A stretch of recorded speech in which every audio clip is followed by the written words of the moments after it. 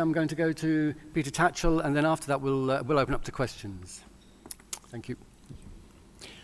My starting point is that the modern movement of identity politics was very much a reaction to the failure of the left and progressive movement to deal with issues like women's rights, black rights, disabled rights, and LGBT rights. It was into that vacuum, into that neglect, that identity politics emerged. And so just to remind you, until the mid-1970s, much of the left, and probably most of the left, did not support LGBT rights. They said that homosexuality was a product of degenerate capitalism, that it was a bourgeois perversion, and that it would disappear under socialism. They also said that to fight for LGBT rights was a diversion from the main focus, which should be the class struggle and the struggle against imperialism.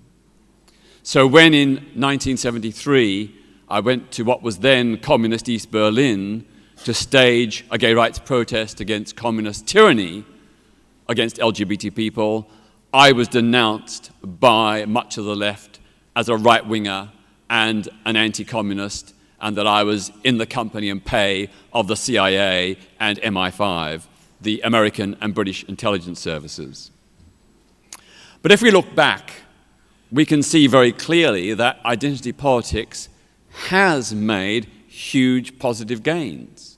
It has been the self-organization of women, black and ethnic minority communities, disabled people, and the LGBT community that has powered forward advances for those peoples.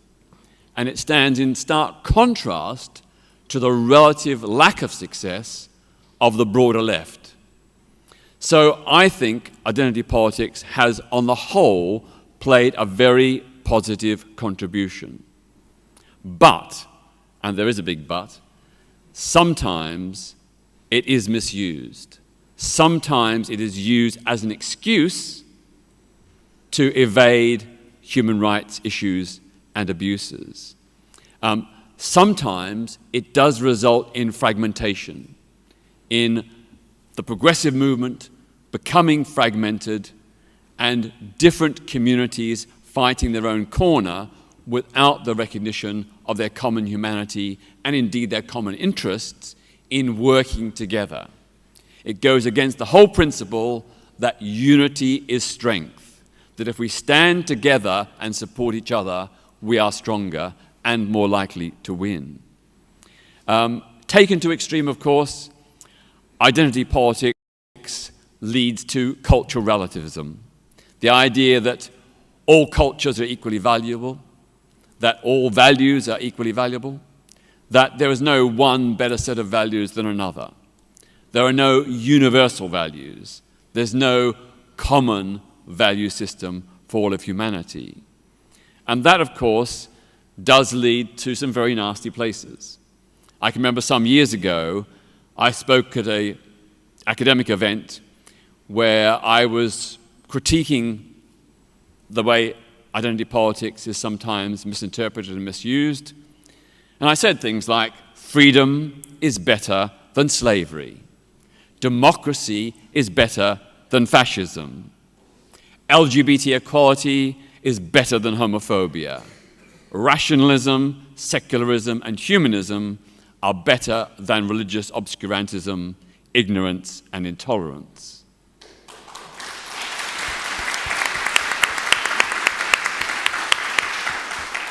The upshot of that was that I was denounced by a whole section of the left for promoting Western supremacist values. A complete betrayal of the millions of people in non-Western countries who share exactly the same values. So I support multiculturalism. I support identity politics, but with caveats. Certainly, diversity and inclusion are good, positive values. The right to be different is a fundamental human right. The idea that we should all be the same or conformist, that is completely against humanitarian and human rights values. But the right to be different should only apply providing it does not involve the diminution of the rights and freedoms of others.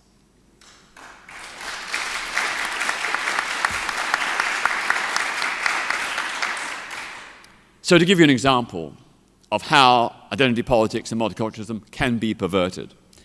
About 2 decades ago, with the LGBT group Outrage, I was involved in a campaign against 8 Jamaican reggae singers who were advocating the murder of LGBT people. Acting in response to appeals from Jamaican LGBT and human rights defenders to challenge these musicians, we launched a campaign against them to try and get them to change their stance. When they wouldn't, we organized a global boycott campaign to cancel their concerts because we believed that incitement to murder is and was a criminal offense, and that incitement to murder is an abuse of free speech. We were denounced by many on the left as promoting a racist campaign. And I am still attacked even to this day, 2 decades later, as that well-known racist, Peter Tatchell, who has produced a racist campaign against Jamaican people. Not even against Jamaican singers, not even against 8 singers, but against the whole of Jamaican people.